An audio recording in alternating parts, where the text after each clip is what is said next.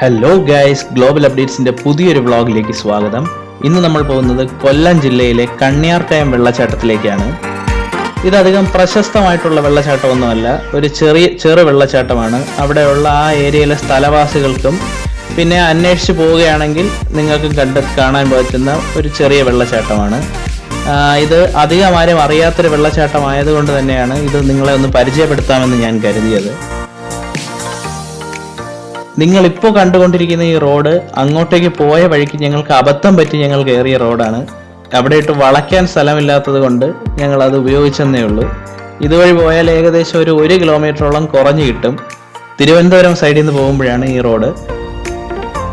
ഇത് ഉപയോഗിക്കുന്നതിനേക്കാൾ ഞാൻ റെക്കമെൻഡ് ചെയ്യുന്നത് മെയിൻ റോഡ് തന്നെയാണ്. പിന്നെ ഓഫ് റോഡിങ് ഒക്കെ താല്പര്യമുള്ള ആൾക്കാരൊക്കെ വേണമെങ്കിൽ ഒരു ചെറിയ എക്സ്പീരിയൻസ് കിട്ടാനായി ഈ റോഡ് യൂസ് ചെയ്യാവുന്നതാണ്.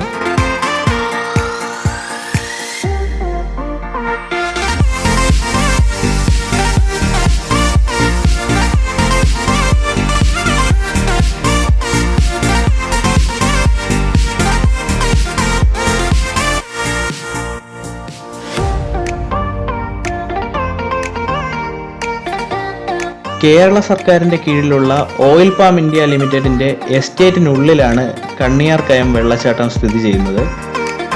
ഇതൊരു പാം ഓയിൽ പ്രൊഡക്ഷന് വേണ്ടി സർക്കാർ തുടങ്ങിയിരിക്കുന്ന ഒരു സ്ഥാപനമാണ്. അവരുടെ ആ പ്ലാന്റേഷനുള്ളിലാണ് ഈ വെള്ളച്ചാട്ടം സ്ഥിതി ചെയ്യുന്നത്. ഞങ്ങൾ ചെന്ന സമയത്ത് അവിടെ എന്തോ ഗ്യാപ്പ്, അവരുടെ ഒരു പ്ലാന്റേഷൻ കഴിഞ്ഞതിന് ശേഷം അതിൻ്റെ വിളവെടുത്തതിന് ശേഷമുള്ള ഗ്യാപ്പോ മറ്റോ ആയിരുന്നു. അതുകൊണ്ട് തന്നെ ആരും ഇല്ലായിരുന്നു. ഈ എസ്റ്റേറ്റിനുള്ളിൽ തന്നെ അവിടുത്തെ വർക്കേഴ്സിന് വേണ്ടിയിട്ടുള്ള ക്വാർട്ടേഴ്സുകളും കാര്യങ്ങളും ഉണ്ട്. അവിടെ ആൾക്കാരുണ്ടായിരുന്നു, അവർ മാത്രമേ ഉള്ളായിരുന്നു. അല്ലാതെ ഒഫീഷ്യൽസോ അങ്ങനെയുള്ള ആരെയും കാണാൻ സാധിച്ചില്ല. ഏതാണ്ട് 2030 ഹെക്ടറോളം ഏരിയയിലായിട്ട് പരന്നു കിടക്കുന്ന ഒരു എസ്റ്റേറ്റാണിത്. അതുകൊണ്ട് തന്നെ ആദ്യമായിട്ടൊക്കെ പോകുന്ന ആൾക്കാർ നിർബന്ധമായിട്ടും ഗൂഗിൾ മാപ്പും കൂടെ ഉപയോഗിക്കുന്നതായിരിക്കും വഴി തെറ്റാതെ എത്തിച്ചേരാനായിട്ട് ഏറ്റവും ഉത്തമമായ മാർഗം. ഉള്ളിലേക്ക് പോകുന്തോറും റേഞ്ചിൻ്റെയും പ്രശ്നങ്ങൾ വരുന്നുണ്ട്. അപ്പോൾ അവിടെയുള്ള ആൾക്കാരുടെ അടുത്ത് കൂടെ ചോദിച്ച് മനസ്സിലാക്കി പോകുന്നതായിരിക്കും നല്ലത്. മുന്നോട്ടുള്ള വഴിയെക്കുറിച്ച് വലിയ ധാരണയില്ലാത്തതിനാൽ ഈ ഏരിയയിലുള്ള സ്ഥലത്ത് ഒതുക്കിയതിന് ശേഷം ബാക്കി ഞങ്ങൾ നടന്നാണ് പോയത്.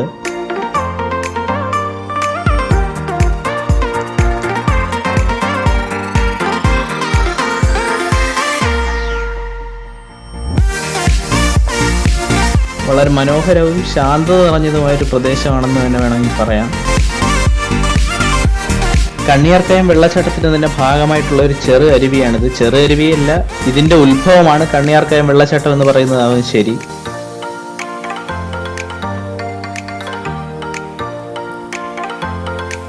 ഞങ്ങളിവിടെ പോയപ്പോൾ ഉള്ളൊരു എക്സ്പീരിയൻസ് വെച്ച് പറയുകയാണെങ്കിൽ സന്ദർശകർ കുറവായതുകൊണ്ടും അവിടെ അധികം ആൾതാമസം ഇല്ലാത്തത് കൊണ്ടും വളരെ ശാന്തത നിറഞ്ഞൊരു പ്രദേശമായിട്ടാണ് എനിക്ക് ഫീൽ ചെയ്തത്.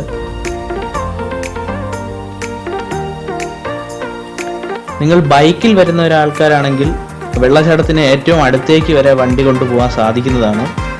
കാറ് അല്ലെങ്കിൽ ജീപ്പ് മുതലായ വണ്ടികളാണ് ഉപയോഗിക്കുന്നതെങ്കിൽ ഞങ്ങൾ ഒതുക്കിയതുപോലെ എവിടെയെങ്കിലും ഒതുക്കിയിട്ടിട്ട് നടന്നു പോകുന്നതാണ് ഉത്തമം. ഞങ്ങൾ ഒതുക്കിയ സ്ഥലത്ത് നിന്ന് ഏതാണ്ട് 1.5 കിലോമീറ്ററോളം ഉള്ളിലേക്കാണ് വെള്ളച്ചാട്ടം സ്ഥിതി ചെയ്യുന്നത്.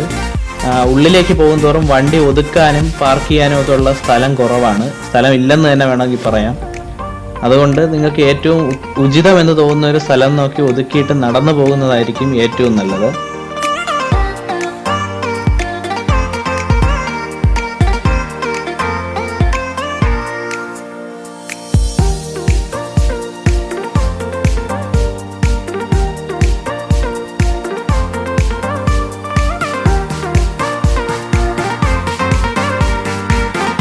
എൻ്റെ ഒരു അഭിപ്രായം പറയുകയാണെങ്കിൽ നിങ്ങൾ വാഹനത്തിൽ പോകുന്നതിനേക്കാൾ നടന്നു പോകുന്നത് തന്നെയാണ് ഏറ്റവും ബെറ്റർ. കണ്ണിയാർകയം വെള്ളച്ചാട്ടത്തിൻ്റെ കൈവഴിയായിട്ട് പോകുന്നത് നമ്മൾ ഈ പോകുന്ന വഴിയുടെ സൈഡിൽ കൂടെ തന്നെയാണ്. അതുകൊണ്ട് തന്നെ നിങ്ങൾക്ക് അതിൻ്റെ കാഴ്ചകളും കാണാൻ ഏറ്റവും ഉത്തമം നടന്നു പോകുന്നത് തന്നെയാണ്. അതുപോലെ തന്നെ ഇവിടുത്തെ മറ്റൊരു പ്രത്യേകത എന്ന് പറയുന്നത് ധാരാളമായി കാണാൻ സാധിക്കുന്ന കുരങ്ങുകളും തുമ്പികളും മറ്റുമാണ്. ഇതിനെയൊക്കെ കാണണമെങ്കിൽ നിങ്ങൾ നടന്നു പോവുക തന്നെ വേണം.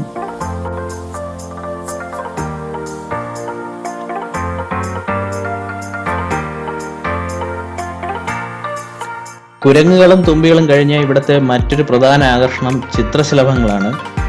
ഞങ്ങൾക്ക് പോയ വഴിക്ക് ധാരാളം എണ്ണത്തിനെ കാണാൻ സാധിച്ചു. നിങ്ങൾ വാഹനത്തിൽ പോയാൽ ഒരിക്കലും ഇതിനെ ഒന്നും കാണാൻ സാധിക്കുന്നതല്ല. അതുകൊണ്ട് തന്നെ നിങ്ങൾ നടന്നു പോകണമെന്നാണ് എൻ്റെ ഒരു അഭിപ്രായം.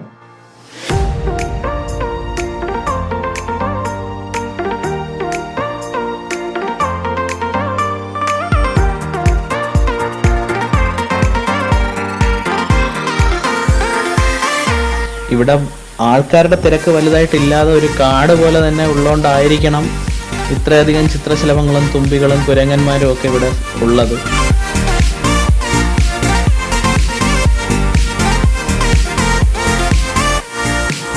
ഞങ്ങൾ അവിടെ കണ്ടുമുട്ടിയ പരിസരവാസികളോട് ചോദിച്ചതെന്ന് മനസ്സിലായത് ഇവിടെ കൂടുതലായും വരുന്നത് അവിടെ പരിസരത്ത് തന്നെ ഉള്ള കുട്ടികളും മറ്റുമാണ്. അല്ലാതെ പുറത്തുനിന്ന് സഞ്ചാരികൾ വരുന്നത് വളരെയധികം കുറവാണ്. അതുകൊണ്ട് തന്നെ നിങ്ങൾക്ക് ഒരു സോളോ ആയിട്ടുള്ളൊരു ട്രിപ്പ്, ഏതെങ്കിലും ഒരു ആളില്ലാത്ത കുറച്ച് സമയം ഒറ്റയ്ക്ക് സമാധാനത്തോട് ഇരിക്കാൻ പറ്റുന്നൊരു സ്ഥലത്തേക്ക് പോകണമെന്നൊക്കെ ഉണ്ടെങ്കിൽ ഒരു പറ്റിയൊരു സ്ഥലമാണ് കണ്ണിയാർകയം വെള്ളച്ചാട്ടം എന്ന് പറയുന്നത്.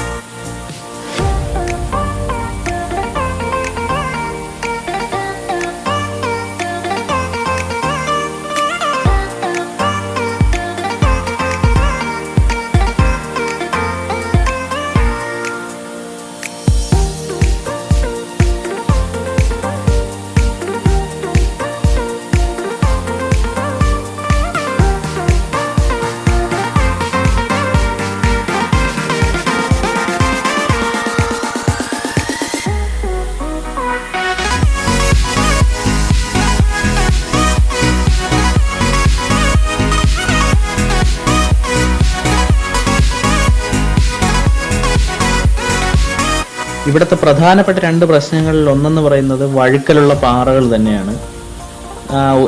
നമുക്ക് കയറി പോകാൻ പാകത്തിലുള്ള പാറകളിൽ മിക്കവാറും ഉള്ളതെല്ലാം നല്ല വഴുക്കലുള്ളതാണ്. ഇപ്പോൾ സൂക്ഷിച്ചില്ലെങ്കിൽ അപകടത്തിൽപ്പെടാനുള്ള സാധ്യതയുണ്ട്. പിന്നെ രണ്ടാമതായിട്ടുള്ളതെന്ന് വെച്ച് കഴിഞ്ഞാൽ ഇവിടെ വന്നിരിക്കുന്ന ആൾക്കാരായിരിക്കണം ഇവിടങ്ങളിൽ എറിഞ്ഞു പൊട്ടിച്ചിട്ടിരിക്കുന്ന ബിയർ ബോട്ടിലുകളാണ്. ഞങ്ങൾ അങ്ങോട്ട് കയറി പോയ വഴിക്ക് ധാരാളം എണ്ണം കാണാൻ കഴിഞ്ഞു.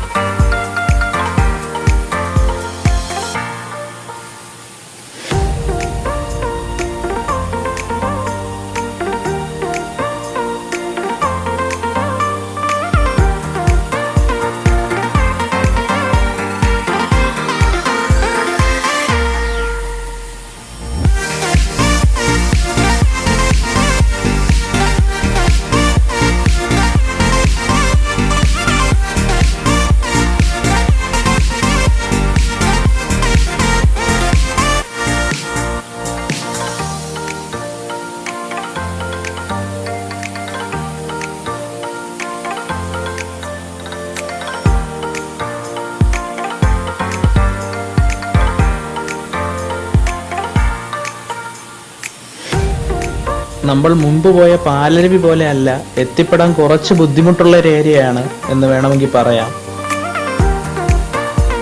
പക്ഷേ കുറച്ച് ബുദ്ധിമുട്ടിയാലും എത്തിക്കഴിഞ്ഞാൽ അത് വെർത്താണ്. ഇവിടെ നല്ലൊരു വ്യൂവും അതുപോലെ തന്നെ സ്വസ്ഥമായ ഒരു ചുറ്റുപാടും നിങ്ങൾക്ക് ആസ്വദിക്കാൻ സാധിക്കുന്നതാണ്.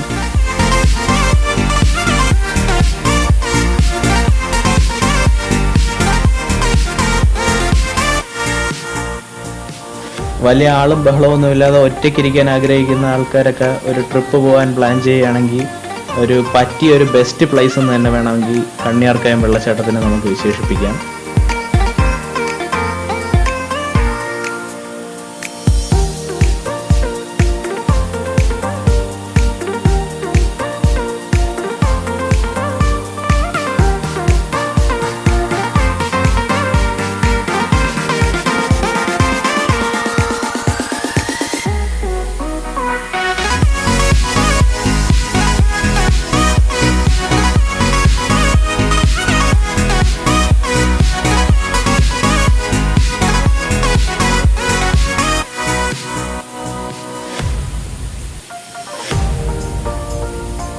ഇത്രയും ബെറ്ററായ ഒരു അറ്റ്മോസ്ഫിയർ ഉള്ള ഒരു വെള്ളച്ചാട്ടം ഉണ്ടായിട്ടും ഇവിടെ പ്രത്യേകിച്ച് ഒരു സൗകര്യവും ഉണ്ടാക്കിയിട്ടില്ല ടൂറിസം വകുപ്പോ മറ്റോ. അതുകൊണ്ട് തന്നെ ആയിരിക്കണം സഞ്ചാരികളുടെ എണ്ണം വളരെ കുറവായിട്ടുള്ളത്.